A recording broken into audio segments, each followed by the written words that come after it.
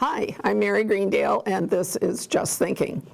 Welcome to our annual series of interviews of candidates for local government offices.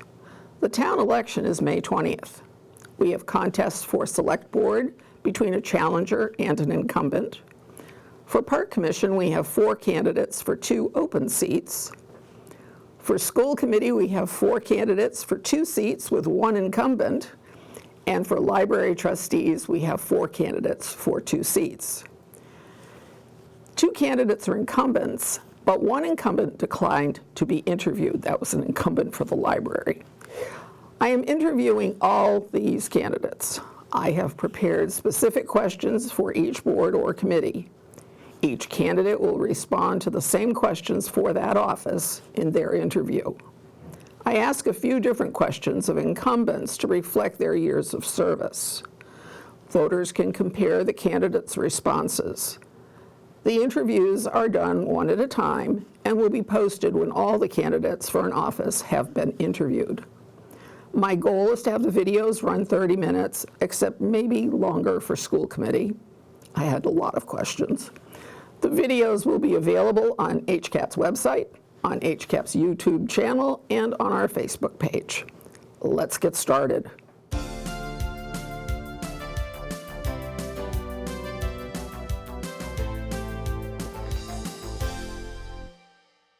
Hi there. Okay, let's move on to the next candidate, and this would be Lauren Onak. Oh, I got it right. It's always the worst thing is just trying to get new faces and new names. Mm-hmm. So anyway, welcome. Thank you. And thank you for joining me. Not everybody enjoys this, but I hope you will.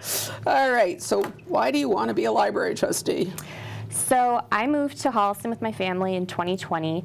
As a mother of young children, the library is one of the first places in town you end up. It's where you sort of get a sense of what the town is like. You start meeting new people, especially when you're not from the area.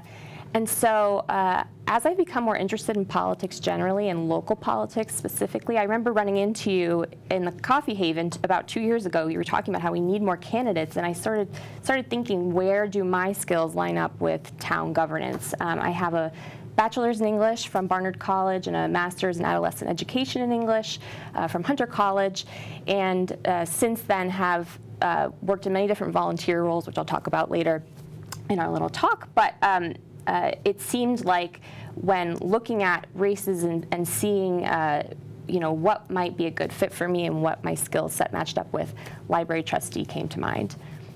Okay, so 6 people took out papers for 2 seats. Now, 2 of those folks have dropped out, so we end up with 4 for 2 seats. Now, I can tell you, and I've been doing this a long time, that it is unheard of to have 6 candidates for library trustees at any moment in time, okay, taking out papers or otherwise. So it was sort of a red flag to me. It's like, okay, is there something amiss here? Is there something going on that I'm not aware of? There has been turmoil a little bit with the changes in director. We went from having one that was here forever, and then we, had one for a short time, and then an even shorter time. Describe any concerns that you have, and particularly concerns that might have contributed to your decision to run. Yeah, I did go back and check town elections and could see that as far back as the website goes, there has not been a race for this board since 2017, if I'm correct in what I found. And so it's not necessarily concerns, but this is a big moment for the library. We're looking at hiring a new director. Like you said, we've gone through 2 in less than 2 years. I know the trustees have a really thorough vetting process for that. Maybe there is something in there that needs to be tweaked or looked at again, but it does seem, well, obviously this is a very important role. It's going to help guide everything forward. We are in the position of potentially renovating or relocating the library, and the library itself is at the end of its strategic plan that it devised 5 years ago.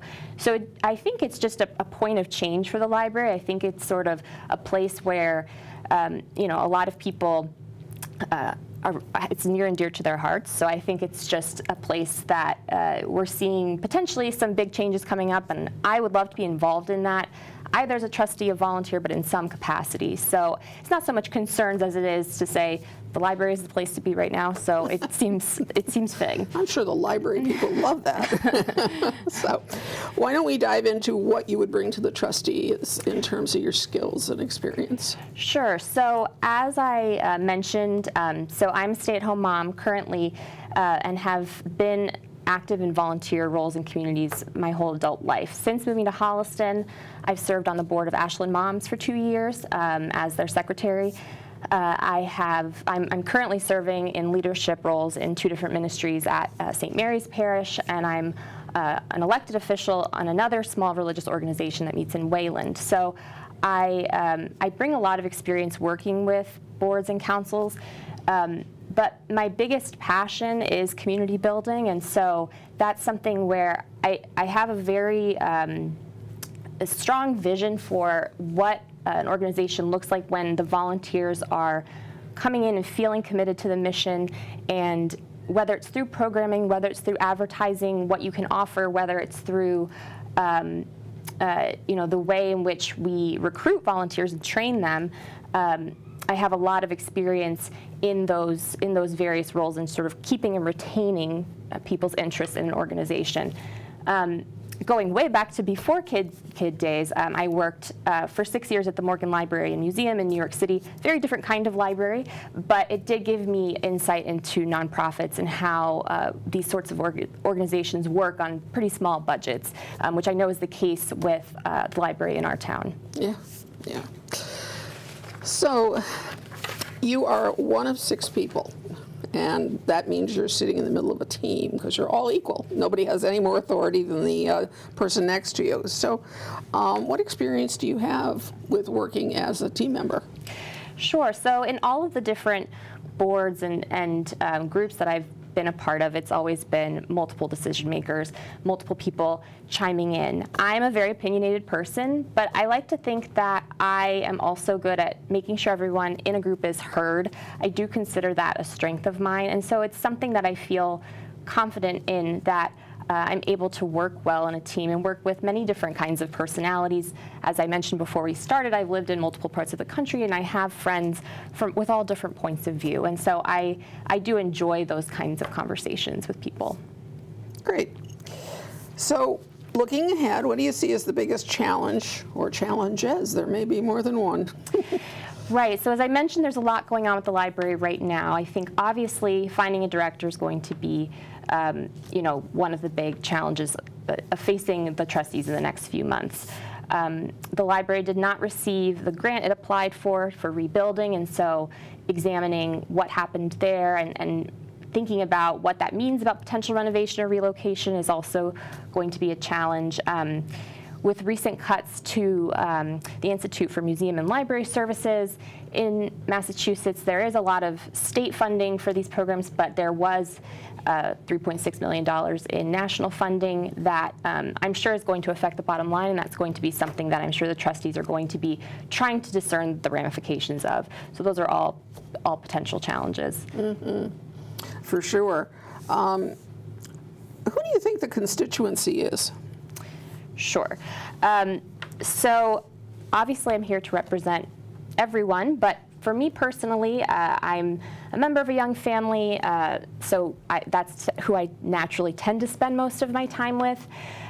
In addition to that, my husband is from another country, and I'm from a different part of the country, and so having that, not just a multilingual household, but also having the experience of moving to a place where you don't have roots here. Mm-hmm. So places like the library and like town experiences become more important when that's how you network and that's how you meet people, because your grandparents aren't down the street and can help, So I would say I meet a lot of families like that. Obviously, we attract lots of talented people to this town from all over the world, and so that's another constituency that I consider myself a part of. And finally, my oldest daughter has a rare genetic syndrome. I'm a special needs mom.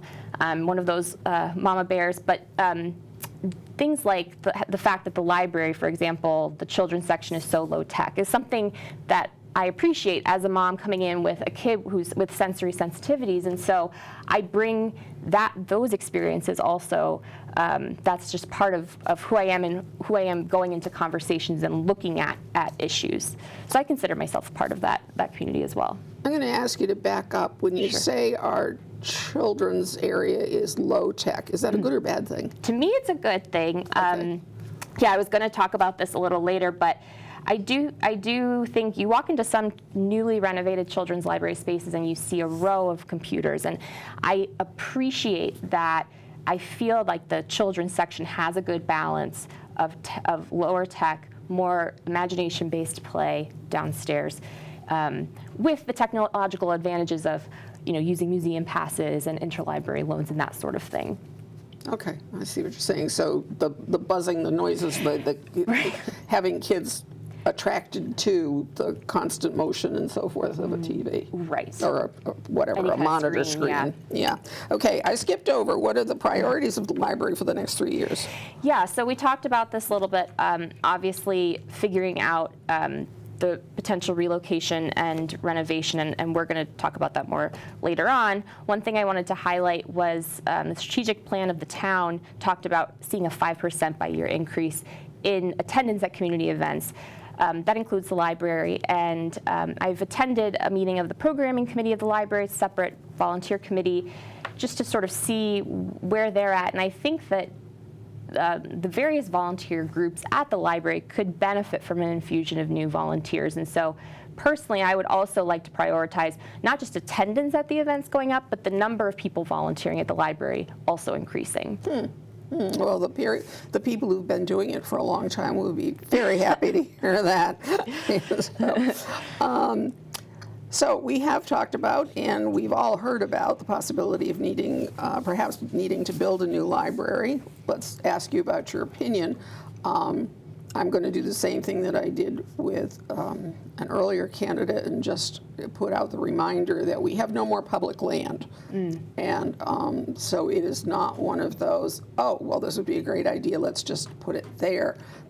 Unfortunately, due to a bunch of reasons that we don't have time for, we don't have any more public land. So aside from all of that, what's your opinion about needing a new library or remodeling the current library or anything else? Tell me what your opinion is. Sure. So I've sat in on a few trustee meetings and heard a little bit of the back and forth about some of the considerations that they've put in. Obviously, I would want to hear more about the feedback and the studies that they've done to kind of assess different spaces. I would say one of the biggest priorities for me, whether we relocate or renovate, is accessibility. The central location of the library is, I think, so important to people who, the fact that it's walkable to such a large portion of town is huge in the suburbs. And so that would be one thing I would be very hesitant to change. And whether, I know there were ideas of looking into maybe something on the rail trail or something like that. So trying to keep that accessibility open, I think, is the number one thing. I know there are concerns about storage, and I'm always checking out books from other library branches and putting them on hold and getting them come in. They recognize me there because of that. One concern I do have, with issues of storage, is that, for example, when I go in with my child's summer reading list, half the books are not physically present at the library. And I think especially for children's literature, it's important that the physical books be there, that those are accessible, because there's something about the child reading the book at the library that I think is important. So I do think there are issues to be addressed. I would just definitely prioritize that accessibility piece. That walkability piece is very important to me. So that's what I think, and I again would love to see the work that's been done so far, because I know a lot of community input has gone into those plans. Yeah. Okay. Speaking of books, speaking of storage, what role does the library play now that technology has replaced books in so many cases? And what's the ideal library? So, as I mentioned before, I do think the Holliston Library does a good job with balancing use of technology, but like I said, not feeling like an overly stimulating space, especially in the children's section. But the role of the library now, one thing I was thinking about going into this and looking through the strategic plan is, for the town, is that one thing that we were calling for was increased intergenerational spaces. And I really was trying to think through how the library could work like that. Right now, programming is a bit, separate for different groups, and that's understandable. But I do think as a community, as a point of meeting in community and a point of conversation in community, it would be really interesting to look at ways that the library can become an intergenerational space. So that's something that I would love to explore. But in my opinion, we don't need necessarily the biggest and best library. We don't need our library to be a children's museum in quality of activities for kids, but it really does need to be a place where people feel welcome to come in and sort of engage with one another. Like I said, when I moved here, it was one of the first places I visited with my children. It does give you a sense of what the heart of Holliston is. So I think that that needs to come through in the programming and in the mission and all of those things. Okay. There was a display at the library of books that had been banned around the country, or elsewhere anyway. How do you feel about banning books, and how did you feel about having a display of banned books? Sure. So this display was particularly about the sort of challenge titles that we're seeing. This really sharp increase, so like 4,000 titles challenged in 2023, which is exponentially higher than in previous years, of books being taken from public library and school library shelves. So it's not that you can't buy these books, but just that they've been challenged in this way. And so,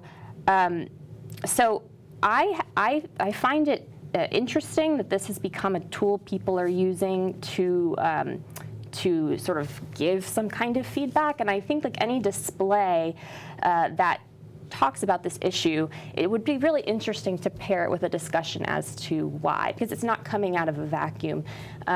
So do people feel less in control about what their kids are reading at school, or do they have some kind of moral concern? What is exactly going on? And when you have a display of books, for example, in the children's section, and Huck Finn is next to I Am Jazz, yes, those books were both challenged, but there's really different discussions going into what's going on there. So I think any sort of display needs to have some nuance and some. I'm interested, and I have my own theories as to isolation, post-pandemic, and polarization, how this particular thing has become a tool that we use instead of maybe having difficult conversations, and it just seems easier to people. But the takeaway from the display can't be, if you want to ban books, you're stupid, right?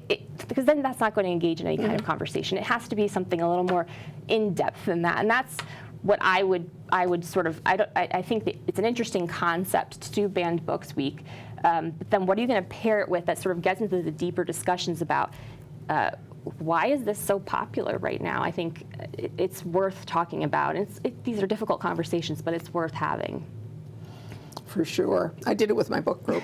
We did a book banning conversation, but I asked them each to pick out a book that was banned on somebody's list, and then come and talk about it and why was it banned.